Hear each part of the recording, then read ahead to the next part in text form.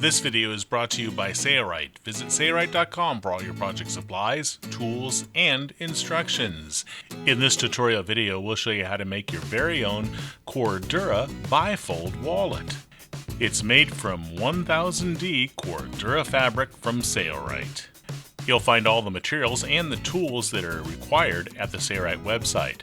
At the end of this video, we'll have a materials list that will detail what is required. Using our Cordura fabric from Sailrite, we need to take some measurements and cut out the fabric. Here are the sizes that you will need to make your bifold wallet. The royal blue is the Cordura fabric, while the clear vinyl is a window material. We'll be discussing that a little bit later on. Here we've marked the fabric, and we're using a rotary cutter, the clear acrylic ruler, and a cutting mat on the bottom side to prevent damage to the rotary cutter to cut the fabric to size. Our first 4 pieces were cut from a single strip that was 4 1/8 inches in width. Our last piece, made from the Cordura fabric, is 4 1/2 inches in width. Those are the 5 pieces we need to make our bifold wallet, but we also need a piece of clear vinyl window material. We're using a 30 gauge clear vinyl window material from Sailrite, and this is actually a sample of the clear vinyl window material. Visit the Sailrite website and hover over fabric, then select window material. Now you can order a whole sheet of clear vinyl window material, but the price is rather expensive. We're going to select a 30 gauge here in the left-hand navigation. Now we have multiple brands and sizes and prices, but if you really only want to make 1 or 2 wallets, click the Order Sample button of any one of those brands, and you'll notice the price is very inexpensive for a 6x6 inch piece. We need the clear vinyl window material to measure 3 inches by 4 1/8 inches. If you like, you can add the Sailrite woven sew-in tag to the smallest of the 5 Cordura pieces. We will now sew binding on one long edge of each piece, except the 7 by 4 1/8 inch piece. We'll lay it aside. The binding that we're using is a grosgrain polyester 1-inch binding. And we'll be using the Sailrite Swing Away 1-inch binder. This binder folds the binding perfectly on the edge of your fabric assembly. Here we're showing it in double time. Of the 4 Cordura fabric pieces, we are only sewing one long edge. The smallest piece, the 2-inch by 4 1/8 inch piece, we will place a Sailrite woven tag at the middle position, and we will sew it in as we sew the binding over top of it. This tag tells the world that you did it yourself, because Sailrite is a DIY company. And you also want to sew on the long side of the clear vinyl window material a strip of binding there too.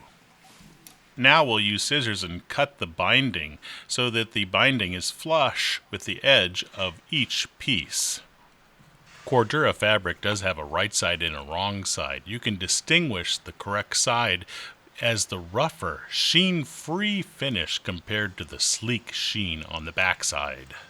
Lay the 3 small Cordura pieces on top of the 7-inch by 4 1/8 inch piece. Remove the smallest, the one with the Sailrite woven tag. On the second smallest piece, measure from the bound edge down 2 inches and mark a line. Repeat that for the third largest pocket piece. Down from the bound edge 2 inches.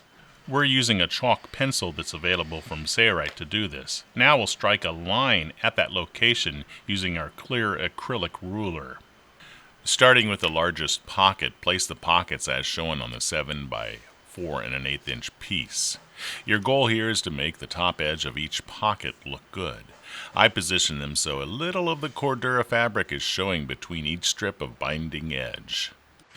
Don't worry if the bottom edge does not match up exactly. It's the top edge of each pocket that will be visible. We will first sew the largest of the pocket down on the line that we struck on it. So once we're happy with the position, take it to the sewing machine, do a little bit of reversing at the beginning and a little bit of reversing at the end, sewing directly on top of that line that we struck on the largest pocket. Next, take the second largest pocket and position it over top of the larger pocket you just sewed down, making sure the top edge looks good and it's nice and straight. Don't worry if the bottom edge doesn't match up. It's the top edge that will be visible. And we will sew along the line that we struck on that second largest pocket area, doing some reversing at the beginning and at the end. And finally, take the smallest of the 3 pockets and position it over top of the other 2. Make sure that its top edge looks consistent with the other 2 and sew very, very close to the bottom edge. And if you've sewn in a Sailrite tag, be sure to lift it up so you don't sew through that by accident. There is no need to do any reversing here. We will have binding that covers that stitch and will also secure it well, so no reversing was done on the last pocket. And here's what it should look like. Now we'll take this assembly and we will apply the clear vinyl window material to the opposite side. Before you sew, make sure that it is straight, and we will start sewing at the bottom edge. No reason to do reversing. Again, binding will cover the sides of this wallet. When you get to the corner, bury the needle, lift the presser foot and lower the presser foot, and then continue to sew down the long leg, being sure that you are very close again to that raw edge so that that stitch doesn't show up once binding is sewn on. Now here we're going to just sew over this bottom edge. Even though everything is sewn in place, we buried our needle, lifted our foot, and pivoted on the needle and lowered our foot. And now we'll do the same thing at this corner and sew all these assemblies together on the sides here. This makes it easier when it comes time to sew the binding in place. Be sure to push that window material down flat. There's a little teeny bubble in here, but it doesn't cause any problems with our assembly. It still looks good in the end. If anything is hanging over the edge, trim it so it's flush and straight. This is important prior to sewing binding in place. We are now preparing the Sailrite 1-inch binder to sew binding on one of the long sides of this assembly. You can sew it onto either of the long sides. The side that we're sewing it on here will result in the window being on the right side when the wallet is open. If you sew it on the opposite side, the window will be on the left side when the wallet is opened. Be sure to do a little bit of reversing at the beginning when you sew this binding in place, and make sure that your assembly is pushed well into the mouth of the binder. The exiting point of the assembly is what you should concentrate on feeding well into the fold of the binding, not the entry point. Now cut away the excess binding hanging over the edge so it's flush. We'll now take this assembly and we will sew it onto the 7 by 4.5 inch piece. The bottom edge should almost be flush, in other words the edges without the binding on them. But it is the edges with the binding that's important, so make sure that they are straight and they look good. Once it's in position, hold it in position and take it to the sewing machine and start sewing on one of the short sides, doing some reversing at the beginning there. And sew over top of the previous stitches that you sewed down the one short side.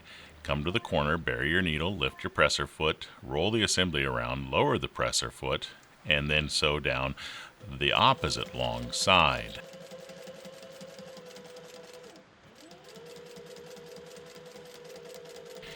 Here we're about ready to go around another corner, and then when we get to the top edge, we'll do some reversing there. If you've done it right, the 2 top edges with the binding on it should look nice and straight together. And the inner piece assembly with the pockets will be about 3/8 inch from the top edge of the bottom piece we just sewed on. We're preparing our binder again. We always like to sew a few stitches prior to inserting our assembly into the binder. Again, pay attention to the exiting point of the binder when you push your assembly well into the fold of the binder. We'll do a little bit of reversing and we'll sew first the bottom long edge of the assembly. And we'll do some reversing at the end there as well. Don't do much reversing. You don't want to go too deeply into the assembly. We are showing this in double time. We'll cut the edges so that the binding is flush, and then we will again prepare our binder by sewing a few stitches into the binding and then inserting our assembly, and we'll sew the 2 short sides, doing some reversing at the beginning and some reversing at the end. Make sure you do not sew in the woven Sailrite tag if you've sewn that into your wallet. Trim the edges with scissors and finish up the last short edge in the same manner. Now, the cut edges with scissors may unravel slightly, so we'll take this assembly over to our work table and we'll place it on top of the Saorite tempered cutting glass and use the Saorite edge hot knife to touch the ends of the binding to melt them so they do not unravel. Here we're just melting a little bit of the thread too, being careful not to touch any of the fold over edges of the binding because it will melt there as well. And our wallet is now complete. It may take a little training to get it to fold exactly in the center. In fact, you may want to place a heavy weight on it so it's folded beautifully so it starts to get trained. Here it is with the credit cards and a license inserted in it, and it folds beautifully even with the credit cards in place. And for those of you that use cash, the pocket on the inside holds cash beautifully.